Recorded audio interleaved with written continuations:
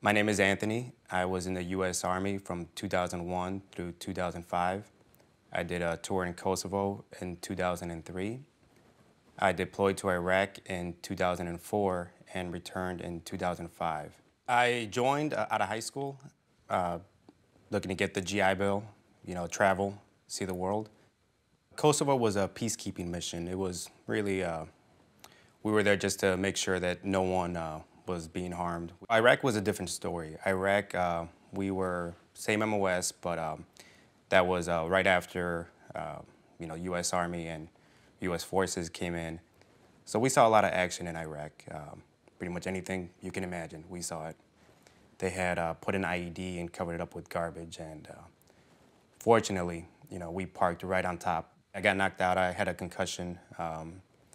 I was taken to Baghdad and had a few tests done. When I first got back, I noticed I was angered real easily. I had a big anger problem, with family, because when I returned home, I lived with my family, and I just had a tough time having a normal conversation with somebody. My friends would call me to go hang out, and I would always make up excuses. I just really wasn't in the mood. They would always ask me questions, what did you do in Iraq? And I wasn't ready to talk about it then. I had a real big disconnect with just people, and the thing I noticed a lot is I just didn't feel anything. I isolated myself. I pushed everyone away to the point where they just stopped trying. Obviously, I wasn't the same person when I returned, and everyone was looking for me to be the same person. I had a drinking problem when I first got back. I noticed when I returned, I just had a lot of anger that I had to deal with these things. And I just got really aggressive, got in fights. But later that year, now around December 2005, I had a panic attack, a full-on panic attack. And I still don't know what I was doing at that time. I wasn't drinking, I wasn't doing drugs, I wasn't in a stressful situation, and there's really no way to make it go away. Heart pounding, shortness of breath.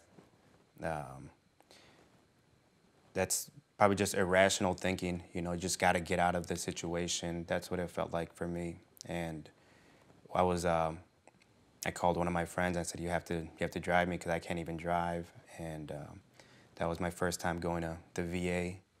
It takes a couple visits. They assess, what issues you're dealing with. And after a couple months of dealing with, the same psychiatrist, they make an evaluation and they diagnose me as having PTSD, since most of my symptoms, panic attacks, depressed mood, trouble sleeping at night, were related to my experiences in Iraq. I was recently diagnosed as having issues with TBI relating to the blast. Light sensitivity, I get migraines, trouble concentrating. I had a perforated eardrum from the blast, so I do have hearing problems. I was really happy that I did get a diagnosis, because I thought there was just something wrong with me and something that I'm dealing with alone. And I'm not. Recently, I got on Facebook and got in contact with pretty much everybody that was in my platoon. And they told me that once you deal with this, it does get a little bit better. So that really helped me out.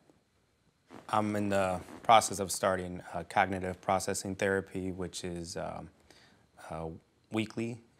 And that's where I just have to recount every little event that I feel has changed me, and pretty much get everything out in the open.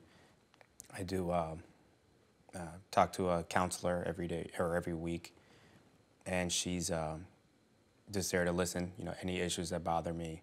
My wife pushes me. Obviously she doesn't want to be at home for the rest of her life, and neither do I. Having that person in my relationship that pushes me, along with the therapy, that's helped me out. And that's I think what's been helping me out the most, having that drive to get better. I have people motivating me to, go and seek the help that I need. So I think that's the great thing about being in the military and having that camaraderie and, connection with the other vets. You need to go out and get help. It's gonna make you better in the long run.